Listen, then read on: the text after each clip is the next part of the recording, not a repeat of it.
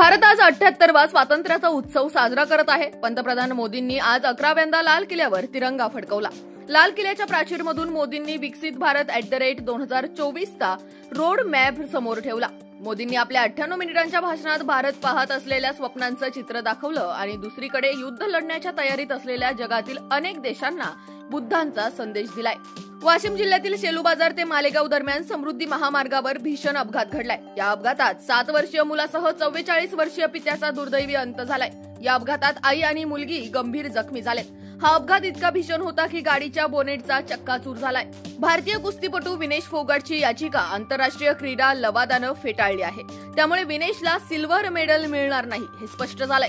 सीएसने ही याचिका फेटाळली आहे। मुख्यमंत्री माझी लाडकी बहीण योजनेची रक्कम लाभार्थी महिलांच्या बँक खात्यावर प्रातिनिधिक स्वरूपात जमा करण्यासाठी श्री शिवछत्रपती क्रीडा संकुल येथे होणाऱ्या राज्यस्तरीय कार्यक्रमाला येणाऱ्या महिला भगिनींना सर्व त्या सोयी सुविधा उपलब्ध करून द्याव्यात अशा सूचना उपमुख्यमंत्री तथा पुणे जिल्ह्याचे पालकमंत्री अजित पवार यांनी दिल्या। मुख्यमंत्री माझी लाडकी बहीण योजनेची रक्कम लाभार्थी महिलांच्या बँक खात्यावर जमा होण्यास सुरुवात झाली असून उर्वरित महिलांच्या खात्यावरील येत्या 2 ते 3 दिवसात रक्कम जमा करण्यात येईल असेही ते म्हणाले। स्वातंत्र्य दिनानिमित्ताने कामाला सुट्टी असल्याने 8 मित्र वर्धा येथील पवनारच्या धाम नदी पात्रात फिरायला गेले। यापैकी 3 पाण्यात आंघोळीसाठी उतरले, त्यातील 2 पाण्यात बुडाल्याची घटना घडली तर 1 जण बचावला आहे। पोलिसांसह आपत्ती व्यवस्थापन पथक घटनास्थळी दाखल झाले। दोघांचा नदीपात्रात शोध सुरू आहे। जुमाय खान वय वर्ष 21 व नासिर खान वय वर्ष 21 अशी बुडालेल्या दोघांची नावे आहेत। मुंबईच्या यशवंतराव चव्हाण सेंटरमध्ये सुरू असलेल्या कार्यक्रमात एका अज्ञात व्यक्तीने गोंधळ घातल्याची बातमी समोर आली आहे। येथे कार्यक्रमात सुरू असताना एक अज्ञात व्यक्ती व्यासपीठावर चढला आणि त्यांनी गोंधळ घालण्यास सुरुवात केल्याची माहिती मिळते।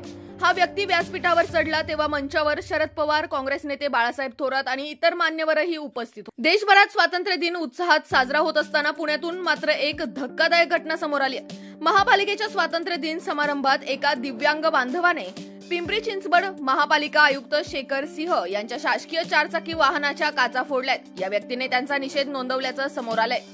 भारतीय स्वातंत्र्य दिनाच्या 77व्या वर्धापन दिनानिमित्ताने जिल्हा पोलीस मुख्यालयाच्या मैदानावर मुख्य शासकीय ध्वजारोहण पालकमंत्री विखे पाटील यांच्या हस्ते झाले। त्याप्रसंगी जनतेला उद्देशून शुभेच्छा संदेश देताना जिल्ह्याच्या सर्वांगीण विकासाच्या संकल्पात सर्वांच्या सहकार्याची आवश्यकता आहे असे विखे पाटील म्हणाले। पुण्यामध्ये चोरी करण्यासाठी गेलेल्या तरुणाचा मृत्यू झाल्याची घटना समोर आली आहे। त्यानंतर त्याच्या मित्रांनी मृतदेहाची विल्हेवाट लावण्याचा प्रयत्न केल्याचा धक्कादायक प्रकार घडलाय। याबाबत सविस्तर वृत्त असं की पुण्याच्या राजगड तालुक्यात टॉवरवर चढून तारांची चोरी करताना एक तरुण मृत्यूमुखी पडला।